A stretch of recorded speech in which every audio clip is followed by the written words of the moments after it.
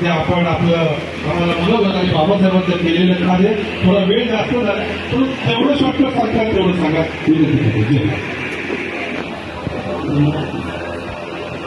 सर्व महापुरुषांनी वंदन करतो. दोन अडीच जवळपास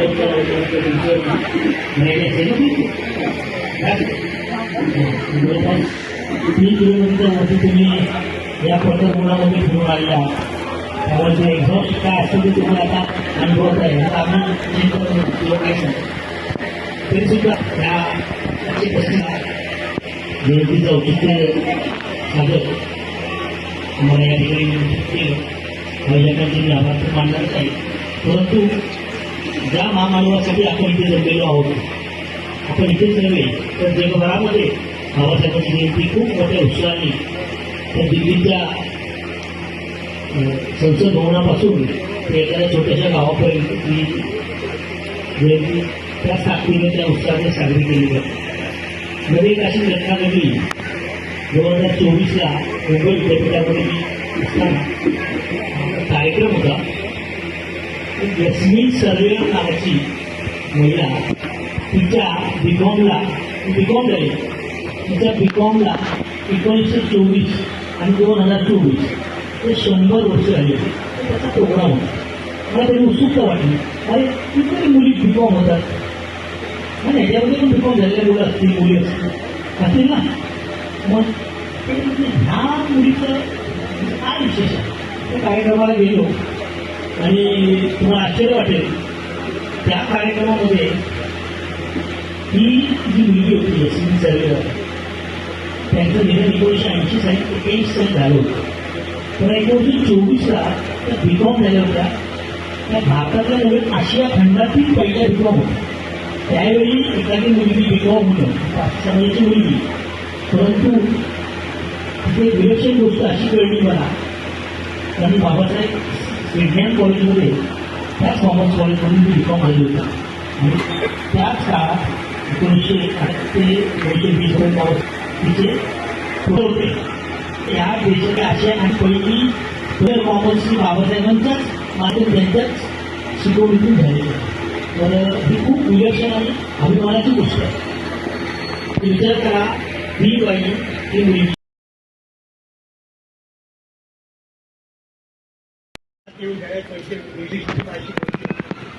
खूप समाधान वाटतं. का वाटतं? ते स्वप्न आम्हाला पाहायला मिळालं नसतं. तुम्हाला असं मी मोठे म्हणाले सर, तुम्ही माझी मुलं देखील हे शर्ट मी स्वतः घेतो. काय घेतो? अरे स्वतःला धुवायला शिकलं पाहिजे, स्वतःला जपायला शिकलं पाहिजे. आणि जो मनुष्य स्वतःला जपतो, जो स्वतःला समजून घेतो, तो इतरांना समजतो. आणि बाबासाहेबांनी ते शिकवलेलं आहे. आत्ता दीपभाऊ बुद्धाचा मार्ग सांगितला, तो स्वयंप्रकाशित परप्रकाशित राहून माझं सगळं शिकलेलं आहे. पण आम्ही नवरा बायकोला समजतो, मी ऑफिसला जातो, तू सगळं काम करतो. बायको म्हणते ठीक आहे, मी आता फायदा प्रदान करते, मी तिकडे जाते सिनेमा वगैरे वगैरे. आता सिनेमा वगैरे कधी आहे सगळे भारत. परंतु सांगण्याचा मुद्दा आहे की तुम्ही मुला लेकरांना इंग्रजी शाळेत पाठवतो, पण किती महिलांना इंग्रजी येतं हाही मोठा प्रश्न आहे. नीट लक्षात घ्या, मी स्वतः रिटायर्ड झाल्यानंतर 95ला retired in the from the undertaking. 25 वर्ष मी स्वतः इंग्रजी शिकवले आणि उत्तम इंग्रजी शिकवले. कधी मला असं वाटतं बाबासाहेबांच्या समाजातून जन्माला आलं नसतं तर आज जे बोलतो ते बोलू शकत नसतो. ऐश्वर्य मला मिळालं असतं कदाचित. एक गाडीतून काय, आता गायकवाड साहेब माझ्या मित्राची चिरंजीव आहे, त्यांचे वडील माझ्या खूप जवळचे कदम साहेब, प्रकाश गायकवाड, तुमचे VS कदम, त्यांचा पुतणे आला. मला सगळी मुंबई आठवते. माझ्या डोळ्यासमोर ते मुंबई उभे राहते. माझ्या ठिकाणी बोरवली डोळ्यासमोर उभी राहते. तुम्ही बोरवली ती माणसं बोरासारखी आंबटपणे आणि खडूपणे. मला तुमच्यातला गोडवा शोधायचा आहे आणि तो गोडवा तुम्हाला मिळालेला आहे. तो शोधण्याची काही गरज नाही. गोडवा विहारात आहे. तुम्ही फक्त बुद्ध विहारात या. त्या ठिकाणी आपण नुसतं त्रिशरण पंचशील घेतलं तर एवढी प्रगती करू शकतो. तर बाकी आपण गाथा आपण किती समजून घेतलेले हा प्रश्न. मी स्वतः या वयात सकाळी 4 ते 6 माझा दररोजचा हा कार्यक्रम. मला सगळ्यांना आता पाहिजे आहे की नाही. इच्छितांनी आशीर्वाद करतात आहे की नाही. इच्छितांनी बच्चितांनी प्रियां टिप्पमेव समीजतो सद्ये पोरेंतु चित्तसंकल्पा चंद्रोपन्न कोणी चंद्र कसा वाढत कधी कधी वाढतो. गुरुत्वाला पोचल्यानंतर शीतल तांदळाचा तो प्रकाश देतो. तो प्रकाश त्रासदायक नसतो, आल्हाददायक असतो. आणि ते आल्हाददायक जीवन म्हणजे धम्म आहे. धम्म आणि सगळं बाबासाहेबांचं वर्णन. आपण येऊ एक एक प्रश्न घेऊ. पदव्यांच्याबद्दल बोलू. MSc मास्टर ऑफ सायन्स त्यानंतर BSc करते, MA नंतर PhD. आता ह्या कितीतरी पदव्या त्यांनी MA एन्थ्रोपॉलॉजी मानववंशशास्त्र, हिस्ट्री इतिहास, जर्मन भाषेमध्ये MA. किती पदव्या MAचे 20-22 पदव्या MA वेगवेगळ्या विषयात. साधी गोष्ट आहे. आम्ही एक पदवी म्हणून तर अधिकारी बनलो की आम्हाला असं वाटतं की मी या सगळ्यांच्यापेक्षा माझ्या भावापेक्षा माझ्या कुटुंबापेक्षा सगळ्यांच्यापेक्षा भाऊबंदीपेक्षा शेजाऱ्यापेक्षा मोठा माणूस आहे. वेळेपण आहे. ज्यावेळेस तुम्ही सगळ्यांची मिळून मिसळून प्रज्ञा म्हणजे त्या ज्ञानामध्ये शहाणपणा विवेक आहे त्याला प्रज्ञा म्हणतात. नुसती पदवी मिळवणे म्हणजे ज्ञान आलं. पदवी आवश्यक आहे. अकॅडमिक लेवल ही पाहिजे, परंतु त्याचबरोबर शहाणपण ही पण एक लेवल पाहिजे. आणि ते शहाणपण विवेक हा धर्मामध्ये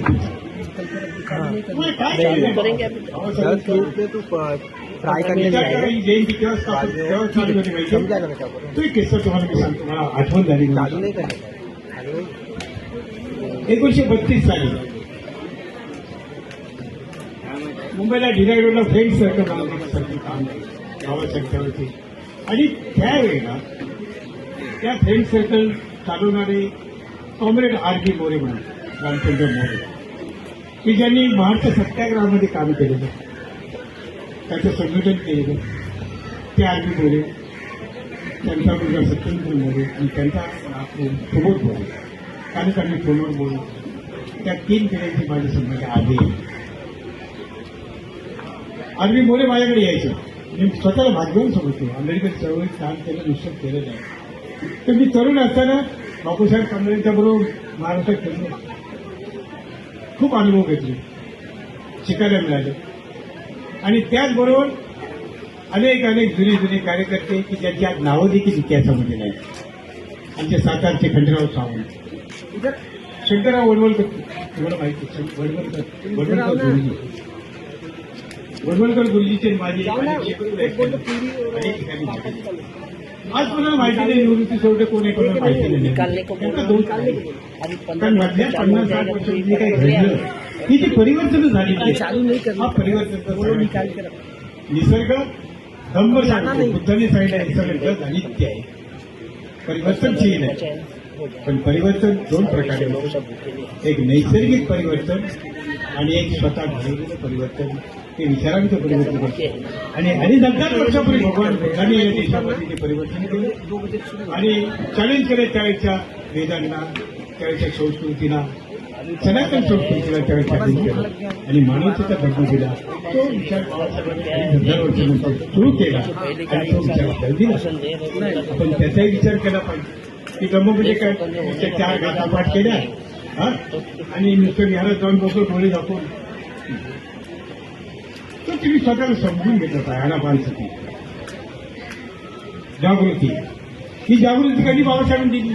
1920 साली माणगावला जी कोल्हापूर जिल्ह्यामध्ये पहिली परिषद झाली, ज्या परिषदेला दुसऱ्या दिवशी स्वतः शाहू महाराज स्वतः हजर होते. त्यावेळी त्यांनी उल्लेख केला की आता तुम्हाला नेता मिळाला.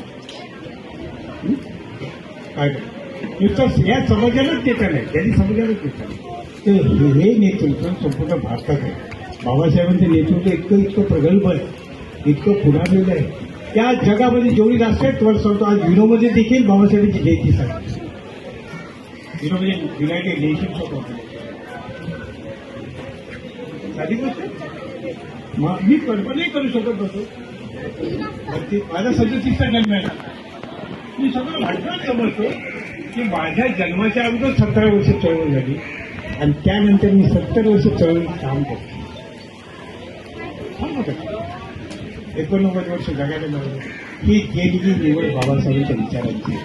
मला काही लोक बोलतात इसका राज क्या है, मतलब राज बीच कुछ नहीं, राज ये है कि बाबा साहब फॉलो करो, इंसान हो, आदमी के जैसा बर्ताव करो, आदमी के जैसा रहो, एक दूसरे के प्रति प्यार करो, मोहब्बत करो और अच्छे ढंग से जियो.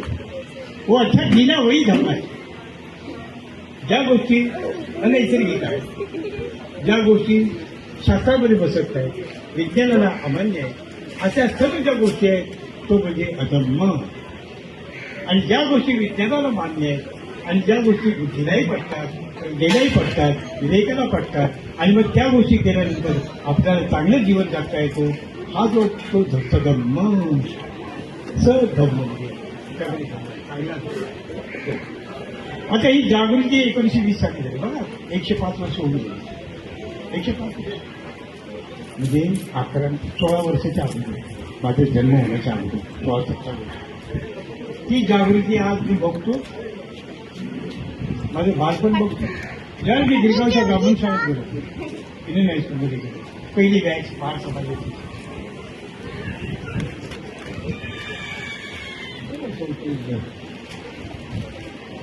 आज आमची मुलं मोठमोठ्या कॉलेजमध्ये शिकतायत, मोठमोठ्या इन्स्टिट्यूटमध्ये शिकतायत, अनेक प्रकारचा अभ्यास करतायत. आज जगभर जायला लागलेत आमची मुलं, उच्च शिक्षण घ्यायला लागलेत. उच्च शिक्षण हे आवश्यक आहे, पण उच्च माणूस होणं हे किती तितकंच आवश्यक आहे हे लक्षात घ्या. नुसतं उच्च शिक्षण पुरेसं नाही, तर मी जे शिकलोय, मी जे काय मिळवतोय, तर हे सगळ्यांचंच आहे. आणि म्हणून भगवान बुद्धाचा जो विचार 2500 वर्ष जो टिकला, त्याचं कारण एकच आहे की तो सर्व प्राणीमात्रा करता उपयुक्त आहे, सर्व प्राणीमात्रा करता. मग आपण काय करूया, बाबासाहेबांनी समजून घेतलं. नंतर पाण्याचा सत्याग्रह केला, नाशिकचा तारा मंदिराचा सत्याग्रह केला, अनेक ठिकाणी मंदिराचा सत्याग्रह केले.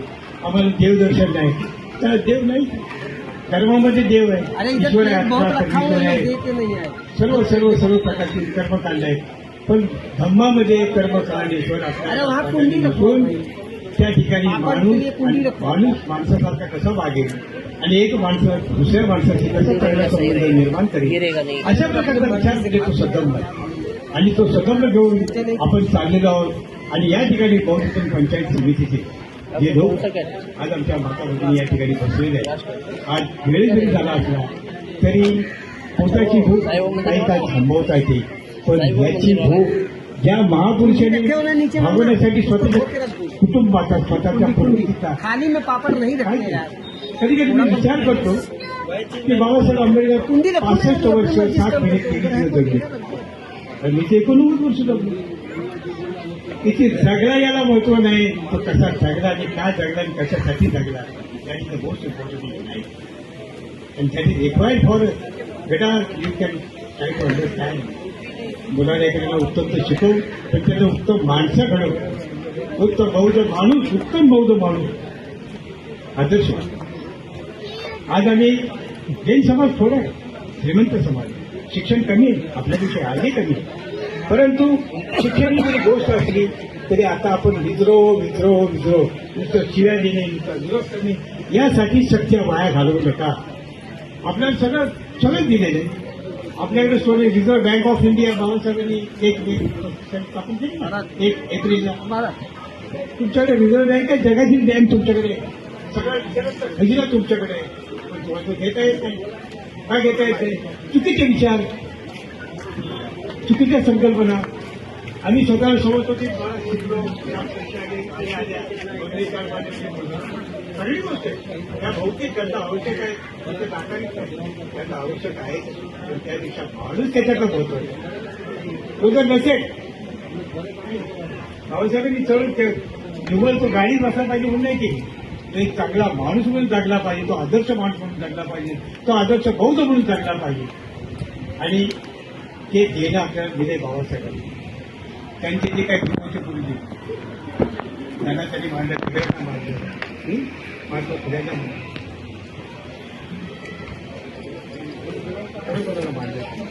विचार भगवान बुद्धांनी कसं मांडलं, त्यांचे विचार मांडले.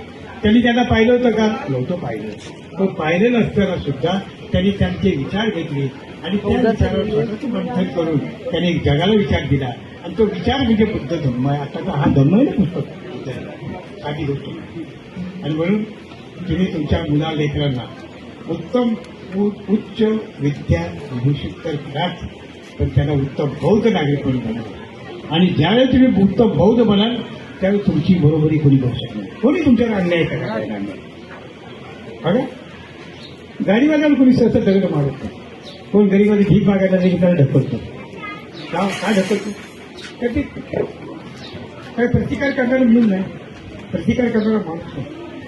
तो प्रतिकार करण्याची ज्याचा क्षमता नाही त्याला कोणी ढकलून देतं. काय ढकलून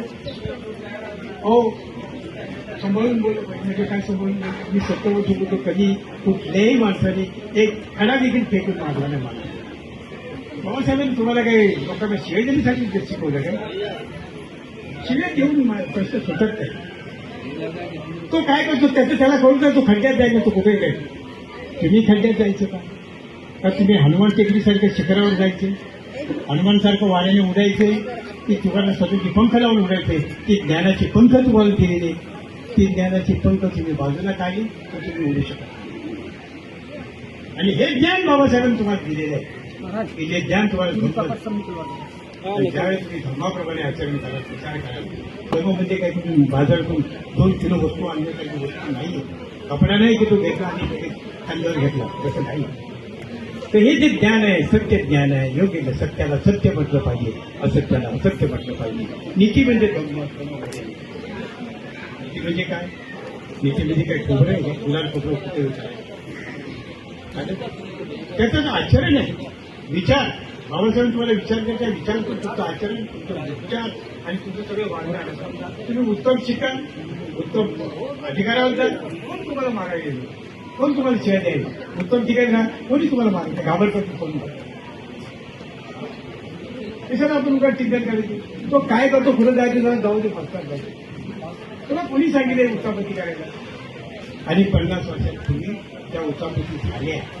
हे सगळे नेते ना पॅनकरते माझ्यासोबत सगळी जन्मलेली पोर आहे. मी गंमत म्हणून बोलतो ना, मी त्याही बोलतोय. कोणी ताप नाही लागली माझ्यासोबत ते बोलण्याची. बोलते गप रे, आय नो अबाउट यू. काय बाबासाहेब होता तर तुला काय करायचं, मराठी येत होतं का? ज्यांनी पॅनकर स्थापन केलं त्याला बोललो तू माझ्यासोबत बच्चा होता रे. माझा भाऊ पण होता ना पहिला अध्यक्ष पॅनकर स्थापन. म्हटलं मला काय त्यांच्यामध्ये आलं नाही. मला माहिती वेड्यांची चळवळ, नीट गावाची चळवळ, ज्ञानी लोकांची चळवळ, आंबेडकरी चळवळ त्यांना नीट चालवता आली नाही. ते वेळे काय चळवळतात. मी काही बोलतोय, मी गंमत सोबत म्हणून बोलत नाही. माझं चॅलेंज मी माझ्या पुस्तकात लिहिलेलं. काही गोष्टी चांगल्या झाल्या, त्यांनी किक फॉर टॅग असं तुमच्याकडे, पण तुमच्याकडे नियोजन पाहिजे. एक मूलभूत ब्राह्मण समाज या देशाला कसाही फिरवतो. साधी गोष्ट आहे. एक बुधवार समाज ज्यावेळेला लाखो करोडो लोकांना बनवून त्यांच्या विचाराप्रमाणे वागायला लावतात आणि तुम्ही सगळं तुमच्याकडे असलेलं तुमचे स्वतः हाताने घालून बसला नाही काय गोष्टी.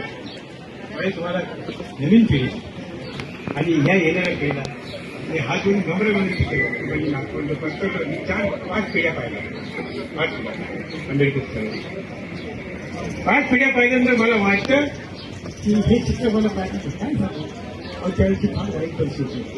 बायला साडी नेसवायला देखील सरकार त्यांनी शिकवलं बाबासाहेबांनी. माझ्या सरकार नुसतं पाणी पाणी काय मिळत नव्हतं त्यावेळेला. पाणी आणि देवळामध्ये आता सांगितलं देवळं पुढे तरी काही ठिकाणी आता ते देवळं काय करतात त्यांचं त्यांना करून द्या. तुमचं तुम्हाला काय करतात ते तुम्ही शिका. तुम्ही खंब ज्यावेळी पाळाल आणि कदंब ज्यावेळी पाळाल त्यावेळी तुमचा हात पुढे पकडू शकता. कोणी तुमच्यावर अन्याय अत्याचार करायला येणार नाही. काय कसे येतील. कलेक्टरच्या घरी जाऊन कोण दगड मारतो, कोणी मोठ्या विचार माझ्यावर फेकतो.